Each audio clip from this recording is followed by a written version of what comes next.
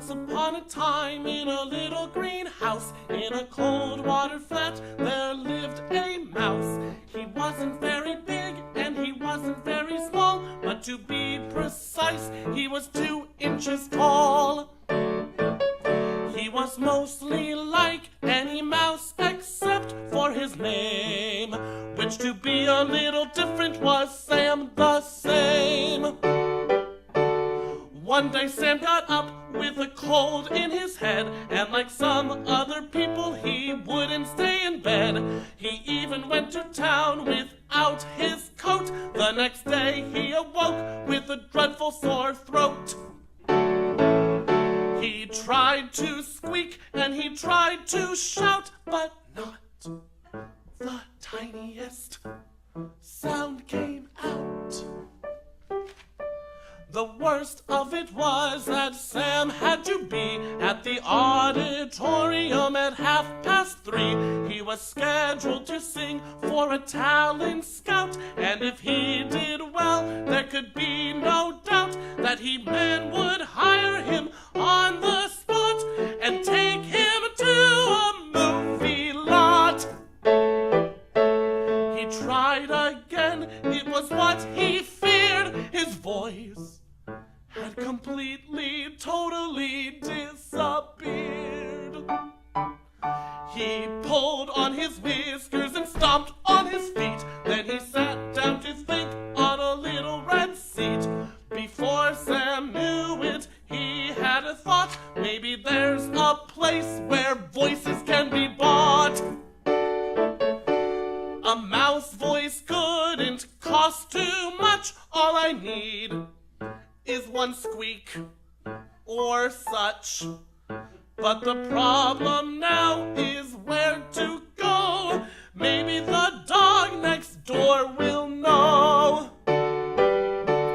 Sam the same took pencil and pad, setting forth to find where voices could be had.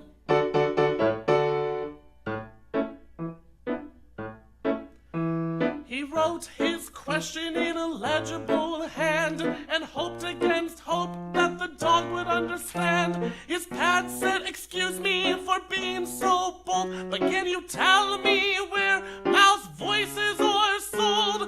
The dog said, "Sorry, Sam, I really couldn't say, but you can borrow my voice just for today." "Why, thank you," said Throat. "I'll take it along. I'm sure it will do for just one song." Then a terrible thing happened just as Sam was almost at the stage door. He thought he'd better warm up his new voice. He opened his mouth and out came "Arf, arf, arf, arf." The man at the door laughed and laughed and laughed. "Look at that mouse," he said to his friend. "He thinks he's a dog. Ha, ha." Sam was so humiliated, he ran away. Sam cried and cried and almost died. Then he thought, "I'll show those men. I'll get me another voice and try again." So he put the dog voice in his coat. He straightened his tie. He cleared his throat. He went to see his friend the pig, and on his pad in letters big, he wrote, "Dear Sore, I would be very glad if you can say where voices can be had." The pig said, "Sorry, Sam, I really couldn't say, but you can borrow my voice just for today." Well, you can just imagine how hard the man left when the little mouse came to the stage door, singing "Oink, oink, oink, oink, oink, oink." Sam realized that the pig's piggy voice would not do at all. So he put the pig's voice in his coat. He polished his shoes.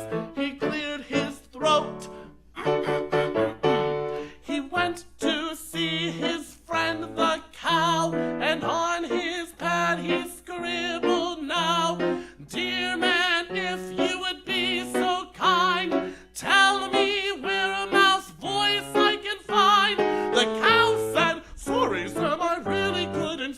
you can borrow my voice just for today. So Sam took the cow's voice along, and this time he ran as fast as he could to the stage door.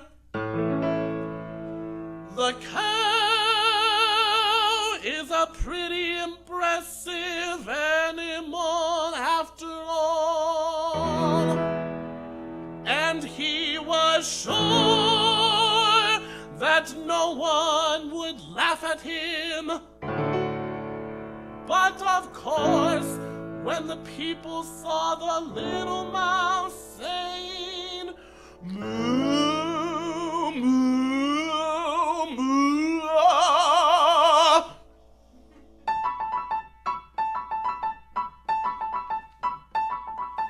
they all pointed at him and laughed so hard they fell down and began to roll around the ground.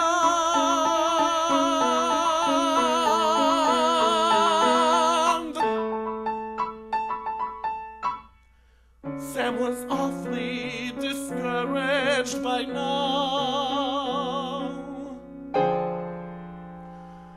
but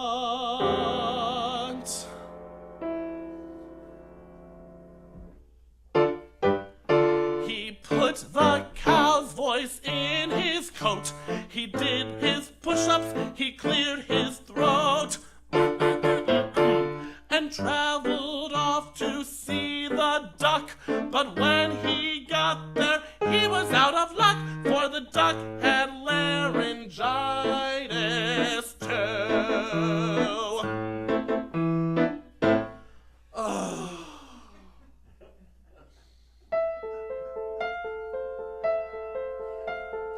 There was nothing left for Sam to do, so Sam the same sat down upon the curb, hung a sign on his back, do not disturb, do not disturb. Sam sat all day and he sat all night. He was still sitting there by the dawn's pink light. He saw no reason to rejoice. He was cold and tired and without a voice.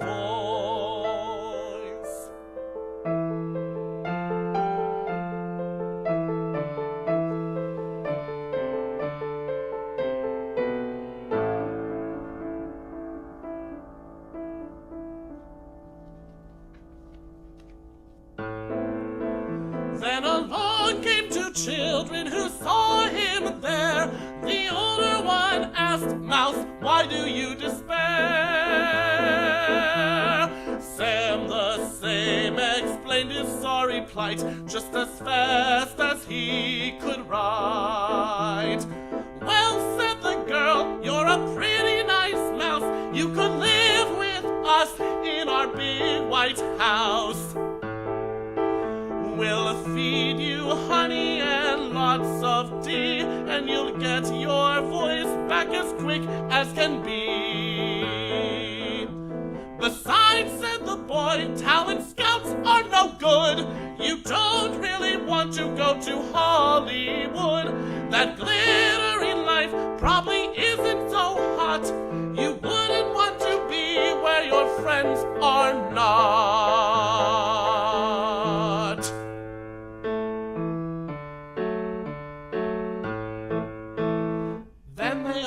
Home and were welcomed all three with chocolate cookies and hot spiced tea. Sam regained his voice and sang aloud, "Never have I ever been so proud. Friends count more than the search for